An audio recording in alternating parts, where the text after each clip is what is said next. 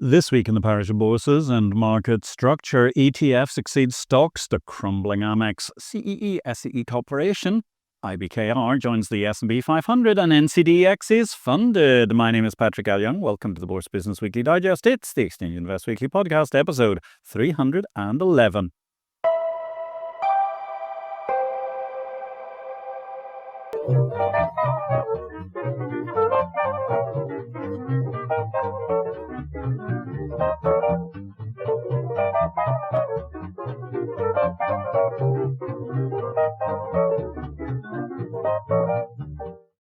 Good day, ladies and gentlemen. This is a very brief reduction of highlights amongst the key headlines from the week in market structure. All the analysis of the many events and happenings for the past 7 days can be found in Exchange Invest daily subscriber newsletter, the unique guide to the Bourse business sent daily to your inbox.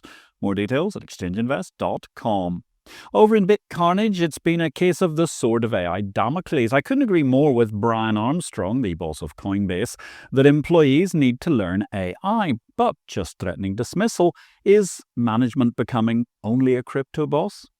If you enjoyed this excerpt, you may be interested to know you can read BitCarnage every day on Exchange Invest. Alternatively, if you want to follow BitCarnage, the daily update on happenings in the world of crypto and digital assets, you can find BitCarnage as a standalone on Substack.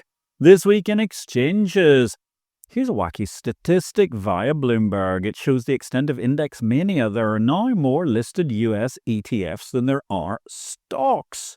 In Qatar, the Sukuk primary dealer network is a go-go as India looks to nudge more female investors into the market. In the metaphysical world of crypto, see also in BitCarnage every day, there's a growing indignation at a two-tier market with the crypto bros indulged in legacy markets shouldering the burden of market integrity. The reputation of the previously intelligent Chairman Atkins and SEC as a whole is at stake.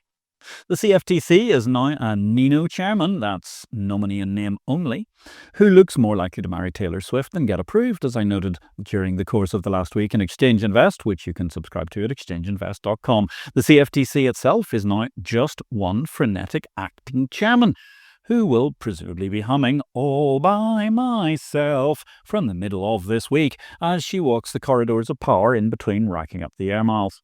There's been a palpable feeling of decay around, albeit offset by MEX yet again defying the Russian-sanctioned economy to deliver sound growth. Yes, MEX, the Moscow Exchange, remains buoyant with better growth than a great many free markets and open democracies. Well, presuming we can still call the People's Monarchy of Sakir's Rat Pack a free country, which may be a moot point amidst the palpable fester of decay. And of course, as you might imagine, Exchange Invest is officially delighted that Taylor Swift is engaged. We wish her every happiness from all the team. At least some stable roots are being built for the future. As trailed last week, Central Eastern European cooperation endorsed by 7 finance ministers and the EBRD took place in a Zagreb signing ceremony. In other good news, there's a plethora of good news during the course of the last week, with the NSE legal cases ending all the way to a fascinating new US energy marketplace regulated by the CFTC. Let's get to it. Hong Kong Exchange aims to fight off international rivals with longer trading hours. In Brazil, the government is open to probe over alleged anti-competitive practices as the vast B3 monopoly comes under unprecedented competitive threats. And in the physical world of architecture, alas, the AMEX building in New York is biodegrading into the curb, a rather sad state of affairs. Some might say this is the cyclical economy in action. It's a shame to see this monument to our parish history being wantonly abandoned and reflects badly on New York's leadership, let alone certain property developers. Over in results, I tagged earlier the Moscow Exchange. Their second quarter results of 2025 saw an operating income increase of 12.68%. Net profit in rubles up 16%. Given the tricky issues of operating in Russia right now due to Comrade Vladimir's Ukrainian offensive, once again, MEX delivers remarkable results, pointing to a strength and coherence in management in which it's just a pity that it's so constrained by sanctions due to the nation's headstrong and pugilistic leader. Another shock result, the Palestinian Stock Exchange announced their first half results for 2025. With a 6-month profit of $489,000 compared to $181,000 for the same period in 2024. That's an increase of 170%. It amounts to a very unsubtle gauntlet drop to those who, without ongoing war in their nation, struggle to increase their financial position. New markets this week. The London Stock Exchange gets the go-ahead to run the Pisces stock market.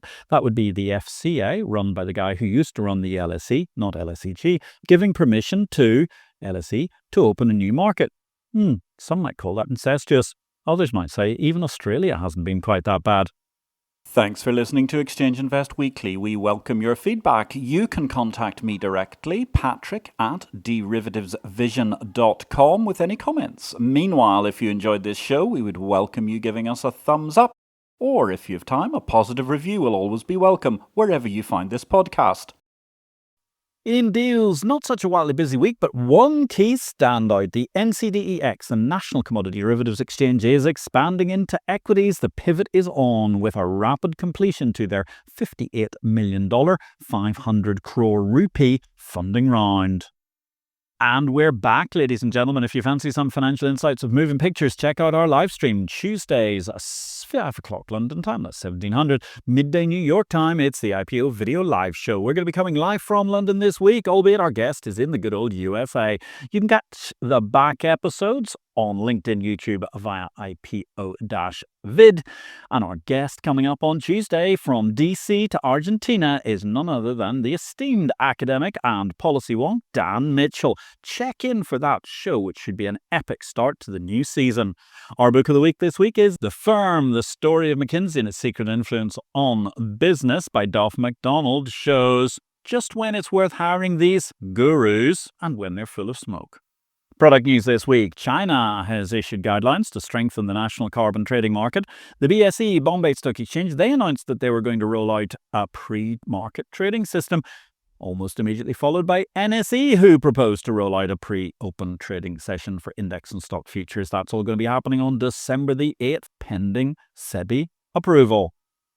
In technology, the Nepal Stock Exchange are going to be constructing a data center. The JSE, Johannesburg Stock Exchange, is leaning into AWS and AI for a competitive edge, while America makes GDP data immutable by publishing it on Bitcoin, Ethereum, and Solana. I know politics is a huge element, but really this is surely toxic, masculine, dogmatic buffoonery masquerading as government. Will the blockchain records of GDP be available as a backup on Betamax, or I suppose more aptly the sort of tape drive used in IBMX What's-It server boxes from the 1980s? Heck, why not use those fabulous open tape drives beloved of 1960s spy movies? The only significant reason you use a DLT for something is because you want to induce trust. Hence, you don't need it for, say, securities in a primary leading global economy, as it's clunky and we trust the system of market structure interacting inherently with the regulatory nexus as it does. Think this through, and launching a DLT of US government stats leads to the clear conclusion that American government data can't be trusted. I doubt that's what the US government was eager to do. Nevertheless, they evidently seem to be eager to be seen as blockheads.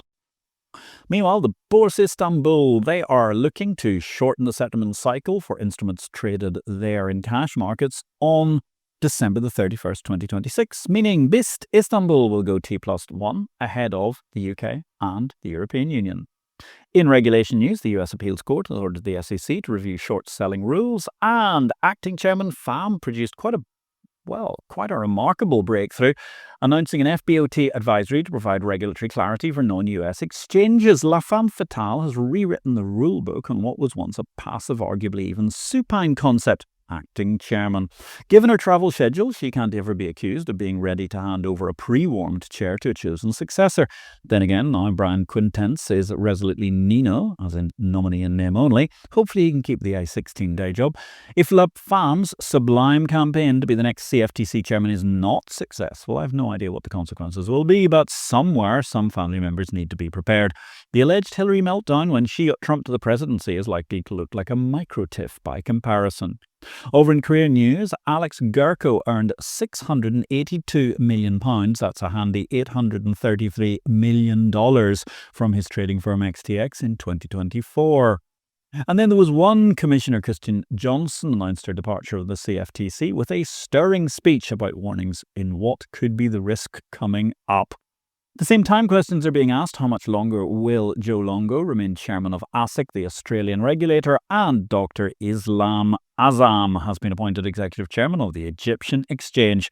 Single-year terms seem altogether too short to make a difference. Methinks the last chairman lasted 2 years. His predecessor, as I recall, just 1. Over in Big World, as the tabloids desperately sought readers, it was a massive summer of clickbait. Sydney Sweeney's jeans, apparently some folk may be deemed more naturally beautiful than others, who knew, appeared to be the peak, but I think the NY Post brought the archetypal summer headline back to a new life. Albeit, instead of man bites dog, we had How New York, a headline alerting us to Realtor bites child. Truth, objectivity, as always in summer MSM, they took to the back of the medicine cabinet, far behind the after sun. And on that mysterious and magnificent note, thank you for listening to this EI Weekly Podcast 311. Join us daily via exchangeinvest.com, or if you have a new exchange marketplace you'd like built, get in touch. My name is Patrick L. Young, and I wish you a great week in life and markets.